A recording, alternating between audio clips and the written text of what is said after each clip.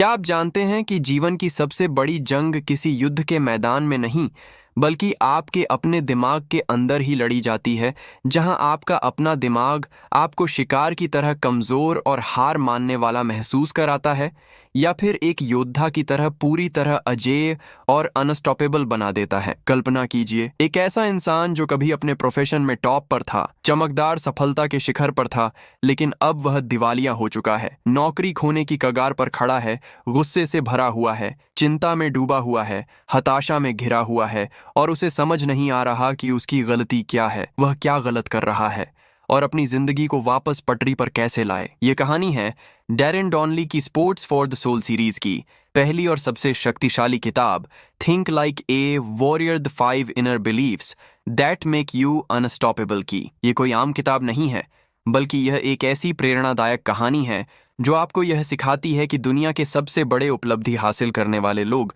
आखिर कैसे सोचते हैं। वे एक योद्धा की सोच रखते हैं, न कि किसी शिकार की। यह कहानी पूरी तरह से केंद्रित है क्रिस मैकनीली नाम के एक कॉलेज फुटबॉल कोच पर, जो अपनी जिंदगी के सबसे मुश्किल और अंधकार भरे द्वार से गुजर रहा है। क्रिस की जिंदगी तेजी से नीचे गिर रही है, उसकी फुटबॉल टीम लगातार हार रही है और उस पर अपनी नौकरी बचाने का भारी दबाव है। आर्थिक रूप से वह पूरी तरह टूट चुका है और दिवालिया होने की कगार पर है। बैंक के कर्ज का बोझ उसे रात भर सोने नहीं देता। अपनी इस हताशा और गुस्से में वह अपनी पत्नी और बच्चों से भी दूर होता जा रहा है। क्रिस हर वक्त यही सोचता है कि उसके साथ जो कुछ भी बुरा हो रहा है वह बाहरी चीजों की वजह से है। वह स्कोरबोर्ड के रिजल्ट्स को दोष देता है, वह दूसरे लोगों की राय को दोष देता है और अपनी किस्मत को कोसता है। वह सोचता है कि मुश्किलें ही उसकी असली समस्या हैं। वह पूरी तरह से एक शिकार की मानसिकता में जी रहा है। किताब बहुत ही स्पष्ट शब्दों में बताती है कि अगर आप शिकार की तरह सोचते हैं तो आप असल में हार मान लेते हैं। आप यह मान लेते हैं कि आपके जीवन पर आपका कोई कंट्रोल नहीं है और परिस्थितियां ही आपकी मालिक हैं। लेकिन अगर आप एक योद्धा की सोच अपनाते हैं तो आप हर बाधा को पार कर सकते हैं और अपनी किस्मत खुद बना सकते हैं। क्रिस की यह शुरुआती स्थिति बहुत ही डरावनी और बुरी थी, लेकिन उसे यह नहीं पता था कि असली बदलाव किसी बाहरी चमत्कार से नहीं, बल्कि उसके अपने अंदर से शुरू होने वाला है। एक रात जब क्रिस अपनी चिंताओं में डूबा हुआ था और उसे कोई रास्ता नजर नहीं आ रहा था, तब अचानक उसकी जिंदगी में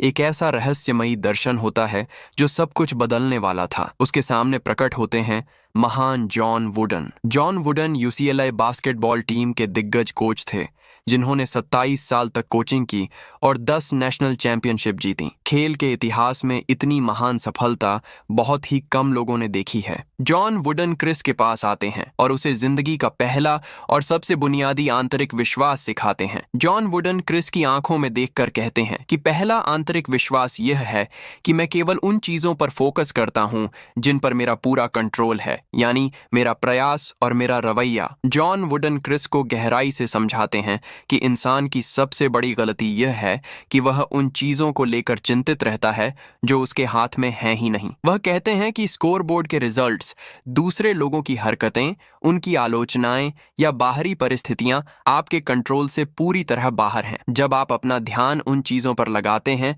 जिन्हें आप बदल नहीं सकते, तो आपको सिर्फ निराशा और गुस्सा ही मिलता है। इसके बजाय आपका पूरा प्रयास और आपका रवैया वर्तमान क्षण में आपके पूरे कंट्रोल में है। अगर आप केवल अपने प्रयास और रवैये पर फोकस करेंगे तो परिणाम खुद ब खुद आपके सबसे बड़े सपनों से भी कहीं आगे निकल जाएंगे। जॉन वुडन की पूरी कोचिंग जिंदगी इसी एक सिद्धांत पर टिकी थी। उन्होंने अपनी टीम को कभी भी जीतने के लिए नहीं कहा, बल्कि उन्होंने हमेशा यही कहा कि अपना सर्वश्रेष्ठ प्रयास करो। जॉन वुडन हमेशा कहते थे कि स्कोरबोर्ड सबसे अच्छा सफलता का मापदंड नहीं है, बल्कि सफलता यह जानना है कि आपने अपना सबसे बेहतरीन प्रदर्शन करने के लिए पूरी कोशिश की है। क्रिस जॉन वुडन की इन बातों को सुनकर अंदर तक हिल जाता है। उसे पहली बार यह एहसास होता है कि वह अपना सारा समय भूतकाल की गलतियों का पछतावा करने या भविष्य की हार से डरने में बर्बाद कर रहा था। उसे यह समझ में आने लगता है कि सफलता असल में एक चुनाव है और इंसान अपने विश्वास खुद चुनकर अपनी किस्मत खुद बनाता है। क्रिस तय करता है कि वह इस पहले विश्वास को अपनी डेली लाइफ में तुरंत लागू करेगा। अगली सुबह जब वह उठता है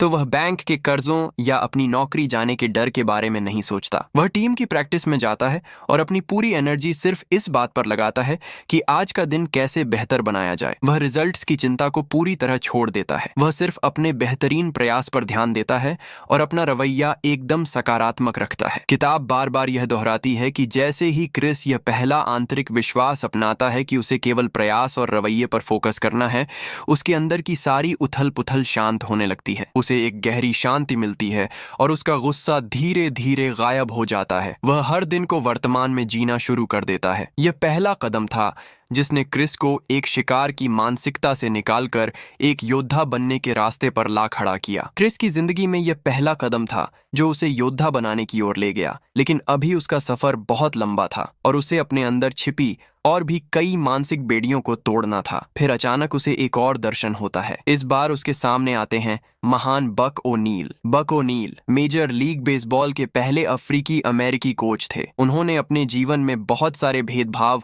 और मुश्किलों का सामना किया था, लेकिन इसके बावजूद उन्होंने अपनी खुशी और अपना जोश कभी कम नहीं होने दिया। बक ओनील क्रिस को गहराई से समझाते हुए दूसरा आंतरिक विश्वास देते हैं। वह कहते हैं कि मैं जो करता हूँ उससे प्यार करता हूँ और हर दिन को खुशी और जोश के साथ अटैक करता हूँ। बक ओनील क्रिस को एक बहुत बड़ी और गहरी सच्चाई बताते हैं कि दुनिया का कोई भी इंसान या कोई भी परिस्थिति आपसे आपकी खुशी नहीं छीन सकती। केवल आप ही अपनी जिंदगी से खुशी छीन सकते हैं, कोई और नहीं। कोई भी बाहरी चीज आपको खुशी नहीं दे सकती और न ही कोई उसे छीन सकता है। लेकिन अगर आप अपने अंदर नकारात्मक सोच जैसे आत्मसंदेह, चिंता, कड़वाहट या नाराजगी को आने देते हैं तो वे आपके सारे जोश को पूरी तरह डुबो देते हैं। बक ओ नील कहते हैं कि हालात कभी भी पूरी तरह परफेक्ट नहीं होते। हमेशा कुछ न कुछ कमी रहती है, लेकिन आप हर हालात में खुशी चुन सकते हैं। इसके बजाय प्यार और कृतज्ञता का रास्ता चुनें। किताब यह बहुत ही गहराई से बताती है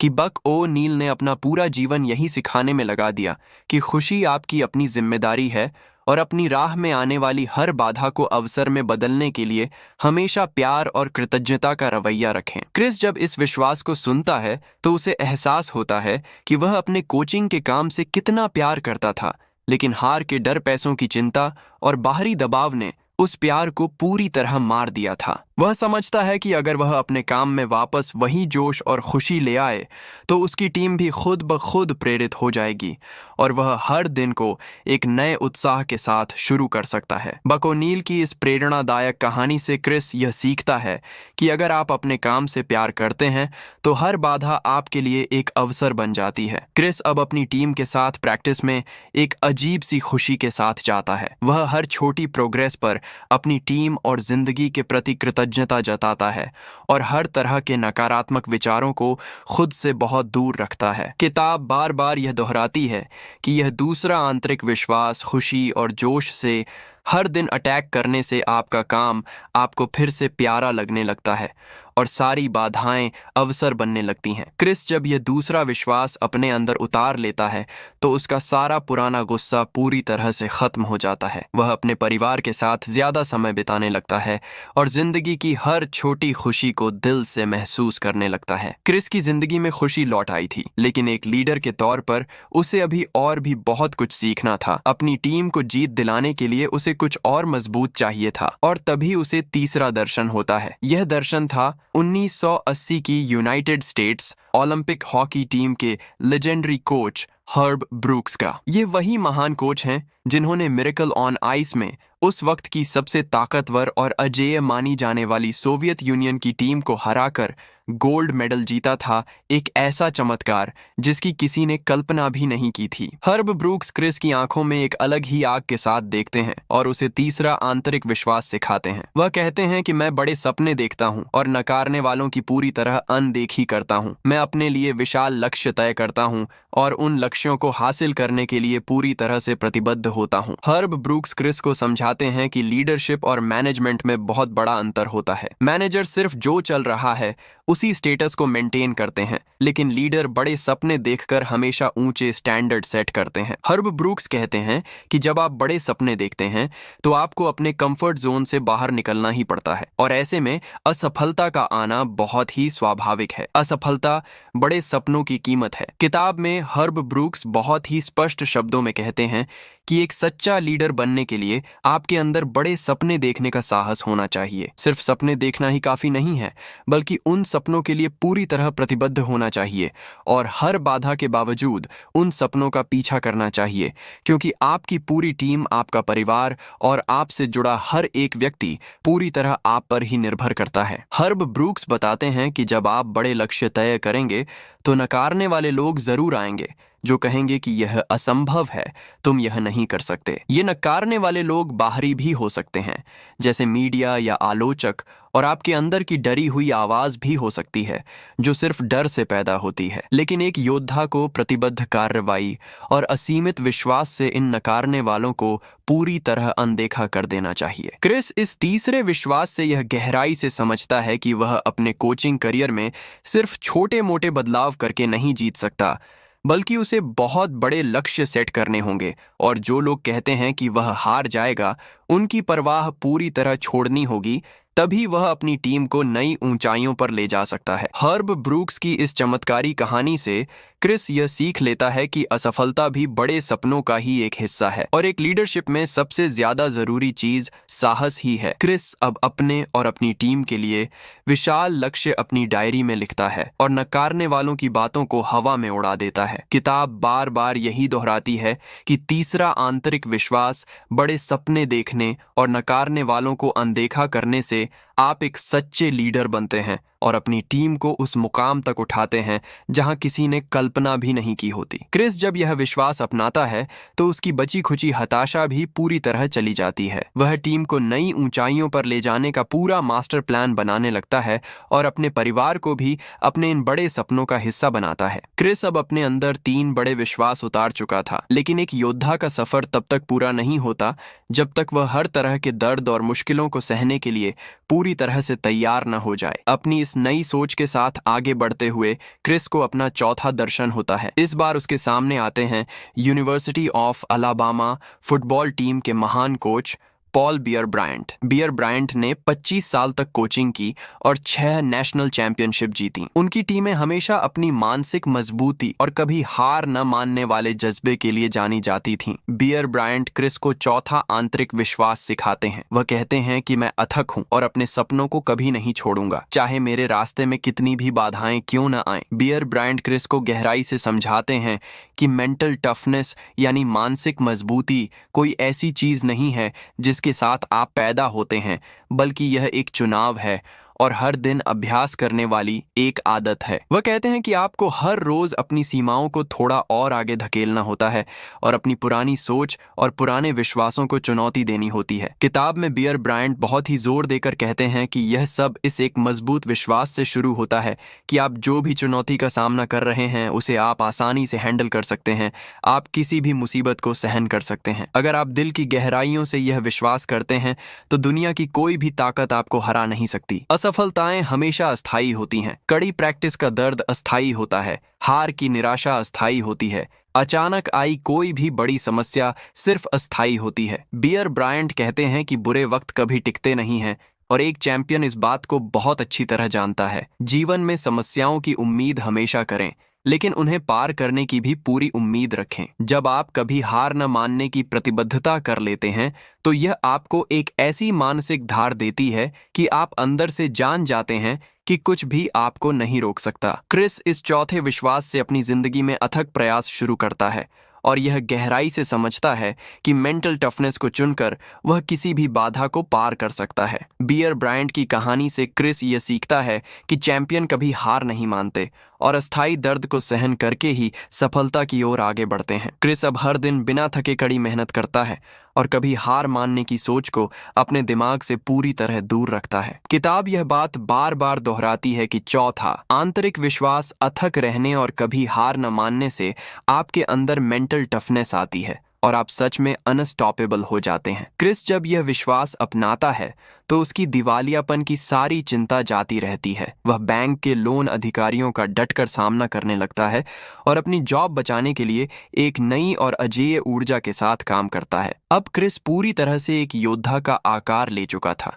लेकिन उसे अपनी इस मानसिक ढाल को और भी मजबूत बनाना था, और तभी उसे 5वां और आखिरी दर्शन होता है महान विंस लोम्बार्डी का। Vince Lombardi Green Bay Packers के दिग्गज कोच थे, जिन्होंने 3 लगातार NFL चैंपियनशिप जीती और जिन्हें जीतने की संस्कृति बनाने के लिए जाना जाता है। विंस लोम्बार्डी क्रिस के पास आते हैं और उसे 5वां आंतरिक विश्वास सिखाते हैं, जो इन सभी विश्वासों को आपस में बहुत मजबूती से बांध देता है। किताब में विंस लोम्बार्डी कहते हैं कि हमेशा खुद से सकारात्मक बात करें, नकारात्मक विचारों से दूर रहें और अपने दिमाग में सफलता की कल्पना बहुत ही स्पष्ट रूप से करें। अपनी पिछली गलतियों से जरूर सीखें, लेकिन उनमें कभी फंसे नहीं। अज्ञात भविष्य का सामना हमेशा विश्वास के साथ करें। किताब बहुत ही साफ शब्दों में बताती है कि अज्ञात रास्ते पर विश्वास या डर में से आप किसे चुनते हैं, यही आपका भविष्य तय करता है। सफलता हमेशा विश्वास के पीछे चलती है और असफलता हमेशा डर के पीछे चलती है। कॉन्फिडेंस और आत्मविश्वास सही मेहनत से बनाया जाता है, जबकि अहंकार हमेशा डर से पैदा होता है। गलत होने के डर से, सच्चाई से मुंह मोड़ने के डर से, असफल होने के डर से या कुछ खोने के डर से। क्रिस इस 5वें विश्वास से अपनी जिंदगी में पूरी तैयारी और पॉजिटिव सोच अपनाता है और यह समझता है कि विश्वास को चुनकर वह किसी भी अज्ञात परिस्थिति को जीत सकता है। विंस लोम्बार्डी की कहानी से क्रिस यह सीखता है कि तैयारी और पॉजिटिव सेल्फ टॉक से कॉन्फिडेंस बनता है और दुनिया के हर डर को हराया जा सकता है। क्रिस अब अपने हर फैसले में विश्वास को चुनता है और डर को बहुत दूर भगा देता है। किताब बार बार यह दोहराती है कि 5वां आंतरिक विश्वास डर की बजाय विश्वास चुनने से कॉन्फिडेंस बढ़ता है और आप अज्ञात को गले लगाते हैं। क्रिस जब यह अंतिम विश्वास अपनाता है तो उसका पूरा जीवन बदल जाता है। अब जरा फिर से इस पूरी कहानी पर नजर डालिए और याद कीजिए कि क्रिस की शुरुआती स्थिति कितनी भयानक और डरावनी थी। वह दिवालिया था, बहुत ज्यादा गुस्से में था, हमेशा चिंतित रहता था और हर किसी को दोष देता था। लेकिन जब उसने जॉन वुडन का पहला विश्वास अपनाया, प्रयास और रवैये पर फोकस करने का, तो उसकी जिंदगी में शांति लौट आई। फिर बक ओ नील के दूसरे विश्वास से उसने खुशी और जोश को चुना, जिससे उसका काम फिर से प्यारा हो गया। हर्ब ब्रूक्स के तीसरे विश्वास से उसने बड़े सपने देखने और नकारने वालों को अनदेखा करने की हिम्मत जुटाई,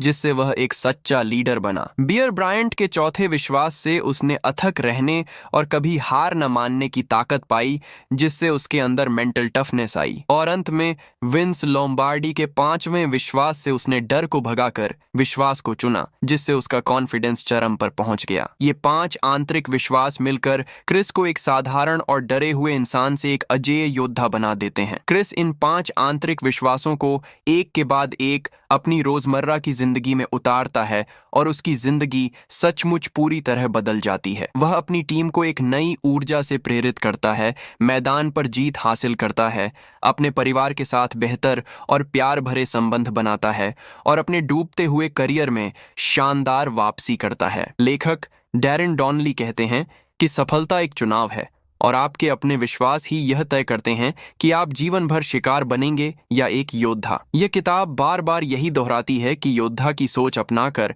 आप जीवन की किसी भी बाधा को आसानी से पार कर सकते हैं, क्योंकि आपके अंदर का विश्वास ही आपकी सबसे बड़ी और असली ताकत है। क्रिस की यह कहानी सिर्फ एक कोच की कहानी नहीं है, बल्कि ये हम में से हर एक इंसान की कहानी है। यह साबित करती है कि ये 5 आंतरिक विश्वास किसी भी क्षेत्र में काम करते हैं, चाहे वह स्पोर्ट्स हो, बिजनेस हो या आपकी पर्सनल लाइफ हो। अगर आप भी अपनी जिंदगी में कोई बड़ा बदलाव चाहते हैं तो इन 5 आंतरिक विश्वासों को आज ही अपना लीजिए और एक योद्धा की तरह सोचना शुरू कर दीजिए। ये कहानी यहाँ किताब के पन्नों में खत्म जरूर होती है, लेकिन इन 5 विश्वासों के साथ आपकी अपनी योद्धा वाली जिंदगी आज और अभी से शुरू हो सकती है। दोस्तों, अगर आपको क्रिस मैकनीली की यह योद्धा वाली कहानी और 5 आंतरिक विश्वासों का यह सफर पसंद आया हो तो इस वीडियो को लाइक जरूर करें। आपका एक लाइक हमें ऐसी ही और भी शानदार किताबों की कहानियां आप तक पहुंचाने की बहुत बड़ी प्रेरणा देता है। नीचे कमेंट करके जरूर बताएं कि इन 5 विश्वासों में से कौन सा विश्वास आपको सबसे ज्यादा शक्तिशाली लगा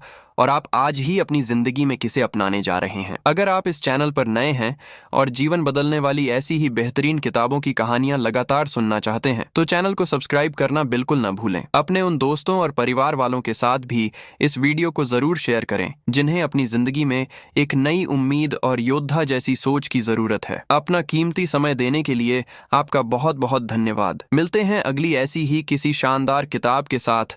तब तक के लिए एक योद्धा की तरह सोचते रहें और आगे बढ़ते रहें।